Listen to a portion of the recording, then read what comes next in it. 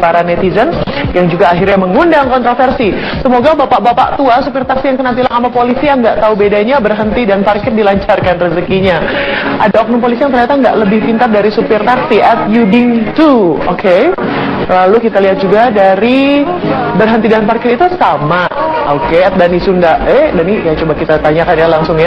Ini sudah kami mencoba mencoba menghubungi di Lantas Polda Metro Jaya, ada Risafuddin Husni, begitu untuk menanyakan apa sebetulnya perbedaan dari stop dan juga parkir. Jangan-jangan selama ini memang kita tidak tahu begitu bahwa ada perbedaan undang-undang dari kepolisiannya mengenai stop dan juga parkir ya. Dan sang sopir ini kalau kita lihat menolak jika dirinya dituduh untuk melanggar rambu dilarang parkir. Dan akhirnya kalau kita lihat juga tadi dalam video, polisi ini kemudian meminta surat-surat izin dari sang sopir. Dan sang sopir kemudian meminta untuk tidak ditilang. Ya, ini dia nih yang akhirnya banyak beredar ya, meme dan juga gambar-gambar antara perbedaan stop dan juga parkir. Stop dan parkir sama aja, kayak gitu. Nah, polisi kalau kita lihat lagi nih videonya tetap memberikan tilang meskipun si sopir berkali-kali menyampaikan argumennya. Sopir itu tetap berpendapat bahwa berhenti dan parkir adalah hal yang berbeda seperti memang dijabarkan dalam Undang-Undang Bab 1 Pasal 1 Nomor 15. Sekali lagi nih saya sebutkan ya, isinya nih dari Undang-Undang Nomor 22 Tahun 2009. Coba kita lihat. Nah, ini dia nih. Parkir adalah keadaan kendaraan berhenti atau tidak bergerak untuk beberapa saat dan tidak dikeluarkan atau pengemudinya tidak keluar begitu ya. Oke, dan stop adalah keadaan kendaraan tidak bergerak untuk sementara dan tidak ditinggalkan pengemudinya. Kalau parkir tadi ditinggalkan pengemudinya, dan berhenti ini tidak ditinggalkan pengemudinya. Nah, akhirnya banyaklah netizen yang mengomentari negatif peristiwa ini, dan beberapa video juga potongan-potongannya terkait peristiwa tersebut akhirnya dihapus dari YouTube atas permintaan stasiun TV swasta yang pernah menayangkannya. Dan kejadian ini memberikan gambaran sebetulnya bagi para pemirsa dan juga bagi para netizen bagaimana sebetulnya kinerja polisi di lapangan yang katakanlah sungguh membuat kita bingung dari dasarnya perbedaan antara stop dan juga berhenti. Nah, ini juga kami akan merangkum begitu 10 rambu lalu lintas yang sering sekali diabaikan. Seperti tadi ya, rambu stop yang ada S stop. Nah, begitu di Indonesia rambu stop ini termasuk ke dalam kategori rambu larangan, dan rambu ini memiliki fungsi untuk memberhentikan sekaligus melarang pengemudi kendaraan bermotor untuk melewati jalan tersebut. Nah, hanya saja seringkali masyarakat ini kayak cuek gitu kan, tuh kan lihat aja cuek gitu, ya udah jelas-jelas ada tanda stop, dia berhenti aja di situ ya. Oke, ini banyak sekali yang memang melanggar masyarakat. Tapi coba kita akan kembali bertanya langsung mengkonfirmasi melalui saluran telepon AKBP Budianto, Kasubdit Penegakan Hukum. Selamat siang Pak Budianto. Selamat siang. Selamat siang, Pak. Ini menanggapi respon dari para netizen ini yang mengetengahkan bahwa ini beda loh antara stop dan juga berhenti. Respon dari Polda Metro Jaya sendiri seperti apa, Pak? Jadi ini sebelum mungkin saya menjawab pertanyaan tadi, saya akan menjelaskan apa ini pelanggaran lalu lintas dan angkutan jalan. Pelanggaran lalu lintas dan angkutan jalan, pelanggaran tertentu. Pertama adalah syarat dasar mata mudah diketahui, kemudian tidak perlu terkali, kemudian yang ancamannya adalah maksimal 3 bulan, kemudian denda 3 juta. Kemudian yang perlu kita ketahui bahwa kepolisian dalam rangka untuk penegakan hukum itu adalah mengacu berdasarkan pada Undang-Undang Nomor 22 2009 tentang lalu lintas dan angkutan jalan, termasuk juga peraturan perundang-undangan lainnya, antara ini Undang-Undang Nomor 2002 tentang Kepolisian Negara Indonesia, itu pasal 18 tentang tindakan diskresi kepolisian ya. Oke Pak, pelan-pelan dulu. Jadi coba diperjelas dari awal begitu kan, kami ini sedang membaca ya kan. Kalau ngomongin soal Undang-Undang Nomor 22 Tahun 2009 tentang lalu lintas dan juga angkutan jalan, ya kan. Di situ didefinisikan parkir adalah keadaan kendaraannya berhenti dan tidak bergerak untuk beberapa saat dan ditinggalkan pengemudinya. Kalau tadi kan memang kalau kita lihat di videonya itu kan bukan parkir Pak, memang berhenti. Tapi argumen dari pihak kepolisian itu mengatakan parkir dan berhenti sama saja, begitu Pak. Jadi mungkin kita paham ya. Jadi ini kalau kita lihat daripada definisi apa yang ada dalam Undang-Undang Nomor 22 2009, parkir itu adalah keadaan kendaraan berhenti atau tidak bergerak untuk beberapa saat dan ditinggalkan pengemudi. Betul, itu parkir ya. Kemudian berhenti adalah keadaan kendaraan tidak bergerak untuk sementara Dan tidak ditinggalkan pengemudinya. Tapi tentunya bahwa kepolisian dalam rangka penegakan hukum, kepolisian juga masih bisa melakukan suatu tindakan diskresi kepolisian. Antara lain misalnya di KTP yang terjadi bahwa dia merasa tidak bersalah karena dia tidak parkir, tidak berhenti dan sebagainya. Pada saat mungkin polisi melihat situasi tersebut mungkin mengganggu sirkulasi lalu lintas, kemudian merintangi daripada pergerakan lalu lintas dan sebagainya, kita punya kewenangan untuk melakukan suatu diskresi kepolisian. Antara lain yang diatur dalam Undang-Undang Nomor 2 2002 Pasal 18, kemudian juga dipertegas lagi dalam Undang-Undang Nomor 22 2009 Pasal 104 bahwa dalam keadaan tertentu polisi bisa melakukan satu tindakan memerintahkan untuk kendaraan berjalan. Nah, keadaan tertentu ini seperti apa ya Pak Budianto? Tapi kalau kita lihat tadi videonya itu kan sepertinya lengang begitu kan, lalu lintasnya juga lengang. Sang supir taksi berhenti hanya untuk melihat ruko begitu. Tidak ada katakanlah kepadatan yang ditimbulkan karena supir taksi tersebut berhenti. Pak Budianto. Ya, karena bisa juga mungkin tindakan keadaan tersebut mungkin merintangi. Kemudian di tempat tersebut mungkin ada rambu-rambu. Kemudian kalau masih memperdebatkan masalah berhenti dan parkir, karena mungkin bisa juga masyarakat dengan alasan demikian kemudian mencari celah-celah daripada hukum itu sendiri. Misalnya berhenti kan sifatnya sementara. Kalau berhentinya terlalu lama, petugas juga berhak untuk memerintahkan untuk meninggalkan tempat tersebut. Gitu. Oke, tapi logikanya begini Pak, kalau misalnya memang berhenti dan melihat ruko, tadi kan sekali lagi ya definisinya hanya untuk sementara waktu, pun di situ tidak ditinggalkan kendaraannya. Katakanlah bila diinstruksikan untuk Pak ada apa ya, bila ditanya seperti itu, saya menempatkan diri sebagai supir taksi tersebut Pak, saya akan, oh ya sudah, nanti saya akan pergi. Ketika ditanya surat-surat pun kelengkapan suratnya memang sudah lengkap begitu Pak Budianto. Ya, itu kan baru alasan sepiak. Tentunya kalau kita berbicara masalah berhenti sifatnya sementara, kita boleh lama-lama. Pada saat itu mungkin petugas saya yakin bahwa tindakan tersebut saya kira punya suatu argumentasi yang kuat. Kalau ini berhenti lama sekali ya, mungkin karena mungkin merasa situ ada rambu-rambu, walaupun rambu-rambu larangan parkir karena berhenti terlalu lama. Nah, kita ya petugas mungkin menggunakan diskresi keputusan untuk memerintahkan supaya pengemudi taksi tersebut untuk meninggalkan tempat. Karena dalam rangka diskresi kepolisian, kalau pengemudi kendaraan bermotor kemudian tidak mematuhi perintah petugas, itu kan juga diatur dalam undang-undang. Pak Budianto, jadi kesimpulannya Bapak sudah melihat ya video ini, kesimpulannya menurut Bapak pribadi itu supir taksi itu stop atau parkir sih? Halo? Pak Budianto? Saya sebentar melihat bahwa argumentasi daripada pengemudi taksi bahwa dia merasa tidak bersalah karena mungkin itu ada rambu-rambu larangan, kemudian dia tidak meninggalkan kendaraannya itu sendiri. Tapi jadi apa yang saya sampaikan tadi, ya? Jadi stop atau parkir itu?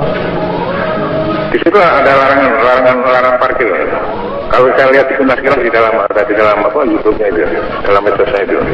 Oke, terima kasih Pak Budianto sudah bergabung melalui sambungan telepon di studio Medsos Netizen News. Jadi sudah semoga terbuka begitu pencerahan bagi kita semua bahwa stop dan parkir definisinya dengan segala undang-undang yang disebutkan. Jadi tidak akan miskom lagi nanti kalau ditanya sama polisi atau di jalan begitu, ini stop atau parkir, argumennya yang kuat. Oke, pemirsa semoga bisa memberikan pencerahan. Dan Netizen News masih akan kembali dengan juga topik kedua yang akan kami bahas mengenai Hari Gizi Nasional. Sesaat lagi tetaplah bersama kami.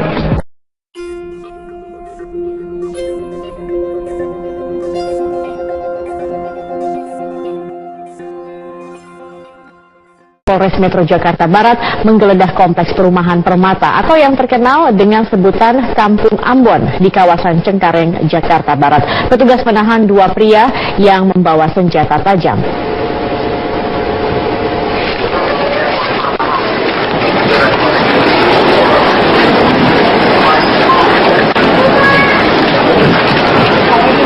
Dengan membawa senjata lengkap, anggota kepolisian dari Polres Metro Jakarta Barat menyisir serta menggeledah sejumlah rumah yang dicurigai menyimpan narkoba.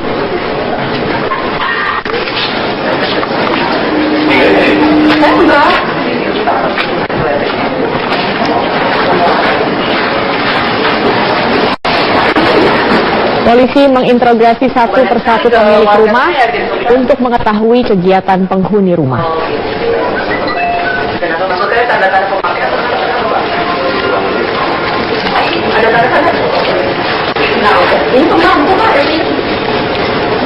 Polisi berjaga dan mengepung hampir seluruh bagian dari kompleks Kampung Ambon.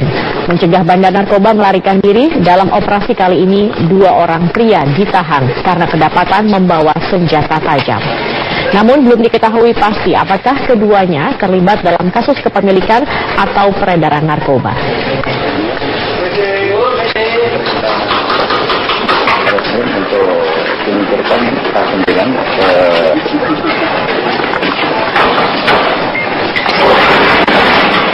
kita sudah jawab ya Dari Cengkareng, Jakarta Barat, kami langsung ajak Anda bergabung bersama rekan kami. Ada Rahka Susanto di sana. Rahka, pasca sweeping yang dilakukan oleh Polres Jakarta Barat kemarin, seperti apa aktivitas warga di sekitar Kompleks Permata Cengkareng ini? Saya kira dari pantauan kami pada minggu siang sampai dengan sore hari ini, memang kondisi di sekitar Kampung Permata ini relatif lengang. Tidak ada penjagaan dari pihak kepolisian, meskipun juga sebenarnya kemarin ini sempat ada 350 personel kepolisian yang menyisir area di sekitar Kampung Permata Cengkareng, atau yang dahulu lebih dikenal dengan sebutan Kampung Ambon. Warga juga terlihat melakukan aktivitas dengan normal dan tidak ada garis polisi ataupun juga mobil polisi yang berjaga-jaga di sekitar dari Kampung Permata ini. Dari pantauan kami sebenarnya kemarin polisi sempat mengamankan 2 orang dengan inisial F dan A yang langsung dibawa ke Polres Jakarta Barat, di mana dalam razia ataupun sweeping yang dilakukan kemarin ini polisi berhasil mengamankan 2 gram sabu. Meskipun demikian sebenarnya pihak dari kepolisian sempat menyatakan bahwa ada kemungkinan besar sweeping yang terjadi di Kampung Ambon ini sempat bocor sehingga memang tidak banyak warga ataupun juga pengedar narkoba yang dapat dirazia. Hal ini juga terkait dengan bagaimana maraknya polisi yang dalam beberapa hari lalu men-sweeping sejumlah daerah seperti Taratinggi dan Berlan, sehingga para pengedar narkoba ini sudah mengantisipasi terjadinya hal tersebut. Dan berikut adalah pernyataan Kanit Narkoba Polres Metro Jakarta Barat terkait dengan bocornya razia yang berlangsung kemarin. Kemarin penggeledahan di wilayah Kampung Ambon dan sekitarnya itu kita laksanakan pukul 16.00, selesai pukul 17.30 dengan hasil tersangka yang kita amankan atau diduga penyalahguna narkoba yang kita amankan itu ada 2 orang, semuanya laki-laki. Barang bukti yang kami temukan itu ada senjata tajam sejenis samurai dan beberapa alat hisap sabu bom, dan ada beberapa sedikit sisa sabu yang terpakai. Saya kira berbicara mengenai Kampung Permata atau Kampung Ambon, sebenarnya kampung ini memang terkenal sejak tahun 1973 sebagai tempat yang rawan sekali terjadi transaksi narkoba ataupun juga penyalahgunaan narkoba. Tercatat dari tahun 1973, kampung ini memang pertama kali narkoba yang beredar di kampung ini adalah ganja, untuk kemudian terus berkembang dan berkembang hingga berbagai macam jenis narkoba ini ada di kawasan Kampung Ambon. Letaknya yang dekat sekali dengan Bandara Internasional Soekarno-Hatta ini membuat kawasan ini menjadi surga bagi para pecandu narkoba, meskipun sebenarnya dari catatan kami dari tahun 2012 dan 2013 saja polisi terus-menerus melakukan operasi untuk menangkap sejumlah bandar narkoba. Di tahun 2009 di kawasan Kampung Ambon ini banyak sekali lapak-lapak narkoba yang menjajakan berbagai macam jenis narkoba bagi warga ataupun para pemadat yang ingin menggunakan narkoba. Dan pada tahun lalu, pada tahun 2015 di awal tahun, pihak dari kepolisian maupun juga Pemprov DKI melaksanakan semacam program untuk dapat merehabilitasi maupun juga merevitalisasi Kampung Ambon dan mengubah namanya menjadi Kampung Permata, dan juga mendeklarasikan bahwa kampung ini sudah bebas dari narkoba. Namun nyatanya kemarin ini masih ditemukan adanya peredaran narkoba di wilayah Kampung Permata ataupun Kampung Ambon, dan sebenarnya dari data yang kami dapatkan lebih dari 300 warga ini sudah pernah mencoba masuk ataupun merasakan terali besi dari pihak kepolisian dikarenakan peredaran narkoba di wilayah ini. Bukan hanya di Kampung Ambon saja, Zakia, sebenarnya peredaran narkoba di wilayah Jakarta kita dapat sebutkan ini terjadi di beberapa tempat. Saya dapat menyebutkan misalnya di Jakarta Pusat, ini ada 4 wilayah yang diduga menjadi sarang ataupun rawat sekali dari peredaran narkoba. Ada di wilayah Tanah Tinggi, Kampung Bali, Kampung Bonang, dan juga Duri Pulau. Beralih dari Jakarta Pusat, di wilayah Jakarta Barat, ini ada Kampung Ambon ataupun Kampung Permata. Dan bukan hanya wilayah ini saja, ada 2 wilayah lainnya yang diindikasikan rawan peredaran narkoba. Ini adalah Kampung Boncos dan juga daerah Mangga Besar yang juga terkenal sebagai red area di wilayah Jakarta. Di wilayah Jakarta Utara ini ada Cilincing dan juga Warakas. Sementara di daerah Jakarta Timur ini ada Cawang, Duren Sawit, dan juga Matraman. Sementara di wilayah Jakarta Selatan ini ada 3 titik, yaitu di Pasar Minggu, Pasar Manggis, dan juga Tambak.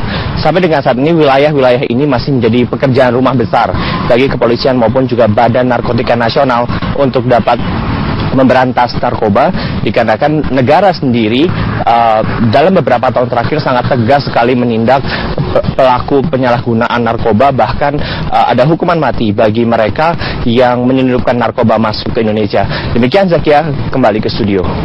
Iya, baik, terima kasih Raka Susanto atas informasinya. Meresahkan warga ibu kota. Masyarakat berharap para bandar narkoba yang bermarkas di sejumlah wilayah di ibu kota ini dapat diberantas hingga tuntas karena dianggap sebagai ancaman masa depan bangsa. Ini hanguskan, cuma masih dipelihara dari sudah ada 20-an tahun lah itu, baru bisa ditindak sekarang. Padahal sudah lama. Oh iya, rasa itu bahaya buat generasi yang akan datang. Dengan adanya kampung Berlan yang seperti itu untuk buat anak-anak muda kayaknya bikin resah sekali, karena istilahnya merusak citra bangsa juga. Ya, ini apa, kita mesti, ya warga aja mesti ikut, kalau kiranya ada apa-apa kan dikasih tahu ini apa ke kelurahan apa kemana gitu, biar bisa langsung diberantas. Iya, mesti waspada. Makanya saya sih dengan adanya kemarin penggerebekan itu ya cukup senang juga ya. Mudah-mudahan ya lebih diberantas lagi lah sampai ke akar-akarnya. Pasca pengeroyokan di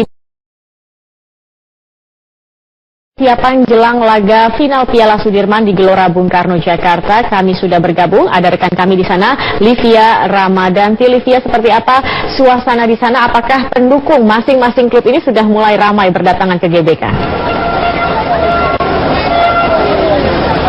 Ya, Zakia, laga final Piala Sudirman hanya tinggal menghitung jam saja, dan sejak pukul 2 siang hari tadi, kepadatan dari supporter baik dari Mitra Kukar dan juga dari kesebelasan Semen Padang telah mulai memadati kawasan Gelora Bung Karno. Meskipun kick-off baru akan diselenggarakan pada pukul 20.30 waktu Indonesia bagian Barat nanti. Sebelum menyaksikan jalannya pertandingan, penonton juga akan dihibur dari penampilan 2 band papan atas Indonesia, yaitu Noah dan juga Slang.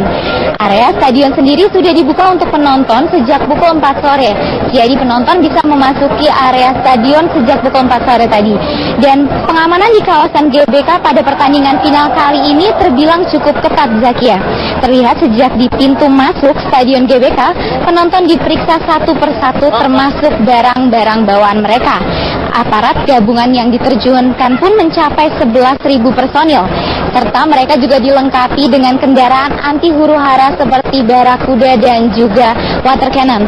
Sementara itu dapat kami informasikan juga aparat kepolisian yang hadir di sini juga itu merupakan gabungan dari TNI, Polri, juga anggota BRIMOB. Sementara itu dapat kami informasikan pula bahwa tiket yang telah terjual sejauh ini telah mencapai angka 50.000, dan pihak panitia juga telah mempersiapkan tiket tambahan sebanyak 10.000 yang akan dijual di 3 tempat, tepatnya di Plaza Utara, Plaza Timur, dan Plaza Tenggara dari Gelora Bung Karno. Dan sedikit mereview, kedua tim ini sebelumnya pernah bertemu sebanyak 2 kali di pagelaran Piala Sudirman kali ini. Yang pertama pertemuannya ada di babak penyisihan grup B yang dimenangkan oleh Mitra Kukar lewat drama adu penalti. pertemuan kedua terjadi di 8 besar yang berlangsung di Solo dan kali itu dimenangkan oleh Semen Padang dengan skor tipis 2-1. Dan untuk sementara sekian yang dapat kami laporkan langsung dari kawasan GBK Senayan. Zakia. Iya, baik. Terima kasih atas informasinya. Masih ada 10.000 tiket yang disiapkan oleh panitia bagi Anda yang ingin menyaksikan pertandingan. Terima kasih Livia Ramadanti atas informasinya. Pemirsa, kita ke Jerman, ribuan supporter telah memadati Stadion Utama Gelora Bung Karno. Aparat gabungan TNI Polri disiagakan untuk menjaga jalannya pertandingan yang akan disaksikan langsung oleh Presiden Joko Widodo. Sejak pintu utama stadion dibuka pada pukul 14 waktu Indonesia Barat, ribuan penonton mulai antre memasuki area stadion untuk menyaksikan laga final yang mempertemukan kesebelasan Mitra Kukar dengan Semen Padang.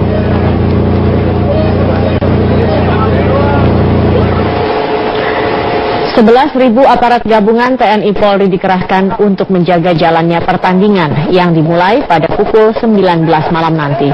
Rencananya Presiden Joko Widodo akan menyaksikan laga pamungkas kompetisi Piala Jenderal Sudirman ini.